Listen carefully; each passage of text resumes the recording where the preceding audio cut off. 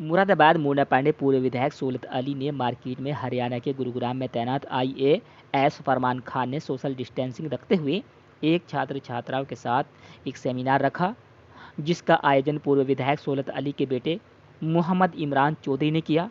छात्र छात्राओं को संबोधित करते हुए आईएएस फरमान खान ने छात्राओं को बताया कि देश में किसी भी सरकारी नौकरी के लिए आपकी तरफ से की गई तैयारी में आपकी कड़ी मेहनत और लगन होनी चाहिए। अगर आपने पूरी ईमानदारी और लगन से तैयारी पूरी कर ली तो आपको देश के अंदर सरकारी नौकरी की कोई कमी नहीं रहेगी, चाहे वो आईएएस हो या फिर आईपीएस हो। आप देश सेवा के लिए कहीं भी चुने जाएंगे। और आगे छात्र छात्राओं को संबोधित करते हुए कहा, अगर आप किसी भी एग्ज़ाम में पहली बार फेल हो जाते हैं तो घबराएं नहीं, दोबारा पूरी मेहनत से और कोशिश से करें, फिर देखें आपको पास होने से कोई नहीं रोक सकता। दर्शन किया है, उन लोगों को समझाया है कि ऐसा नहीं है कि आप अगर तैयारी पूरी तरह से करेंगे तो आपको गवर्नमेंट की तरफ से पूरी सपोर्ट मिलेगी। तो सर, ये किस तरह से 2019 में आप आईएएस बने और उसके बाद भी जो है लोगों को आप समझाने की मुहिम में कि कोई भी पढ़ाई से भागे नहीं और पढ़ाई का जो है ईमानदारी से सामना करे और ईमानदारी से पढ़ाई करे तो वो बिल्कुल कहीं ना कहीं सक्सेस हो सकता है किसी भी विभाग में और किसी भी रैंक पे। देखिए, मैं इसीलिए यहाँ पे आया हूँ कि लोगों को समझ कम है और लोग चाहते हुए भी कुछ पा नहीं पा रहे हैं।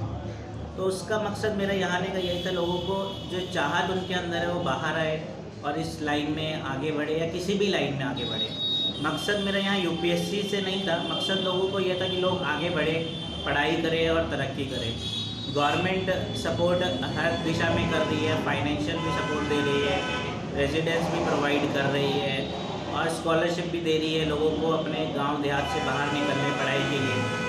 हर स्टेज पे, चाहे वो 10वीं हो, 12वीं हो, ग्रेजुएशन, पोस्ट ग्रेजुएशन, गवर्नमेंट की इतनी सारी स्कीम है। जैसे हम लोगों को भी इवन जब हम प्रीलिम्स क्वालिफाई करते हैं तो नई उड़ान स्कीम के अंदर 1 लाख रुपये फाइनेंस असिस्टेंट देती है सर।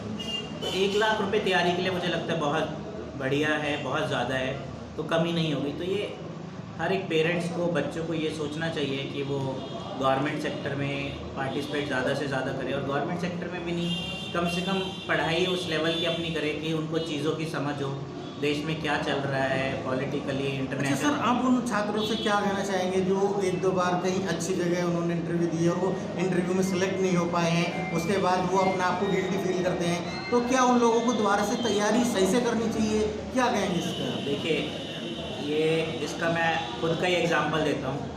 ये इससे पहले मैं 3 बार यूपीएससी का इंटरव्यू दे चुका था और तीनों बार फेल हुआ था।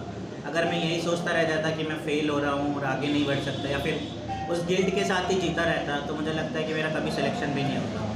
तो इसमें वही चीज़ है कि आपका जज्बा हमेशा कायम रहना चाहिए, मोटिवेट रहने चाहिए आप। जब तक मोटिवेशन है वो किसी भी तरीके से आ सकती है, दोस्तों से आ सकती है, पेरेंट्स से आ सकती है, फैमिली से आ सकती है या फिर गॉड से आ सकती है। तो हमेशा मोटिवेट रहना ज़रूरी है। अगर आपने अपने लक्ष्य निर्धारित कर रखा है तो उस लक्ष्य के अगर बीच में ही छोड़ देंगे तो लक्ष्य कैसे हासिल होगा? अच्छा सर, जिस तरह से कुछ छात्रों का सिलेक्शन 1-2 साल नहीं हो पाता है, उस तरह जो पेरेंट्स हैं वो पेरेंट्स उसको डीपली नहीं लेते और उनको इग्नोर करने लगते हैं। सर, उन पेरेंट्स के लिए आप क्या कहेंगे कि वो अपने बच्चों के साथ किस तरह का व्यवहार करें उनकी तैयारी के लिए? देखिए, मैं इस बात से सहमत तो नहीं है कि पेरेंट इग्नोर कर देते हैं, मगर पेरेंट्स के सामने भी प्रॉब्लम क्या आती है कि सोसाइटी का प्रेशर बहुत ज़्यादा है इंडिया में।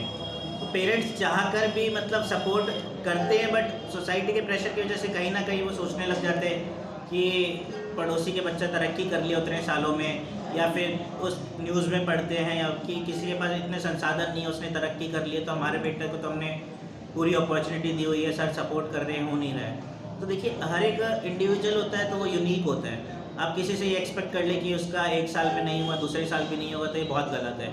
तो हमेशा सपोर्ट करते रहना चाहिए। अगर वो मेहनत कर रहा है पूरी लगन के साथ तो मुझे लगता है कि आज नहीं तो कल उसको सफलता ज़रूर मिलेगी। सर, आने वाली जनरेशन के लिए आप क्या कहेंगे कि वो इस तरह से अपनी स्टडी जारी रखें?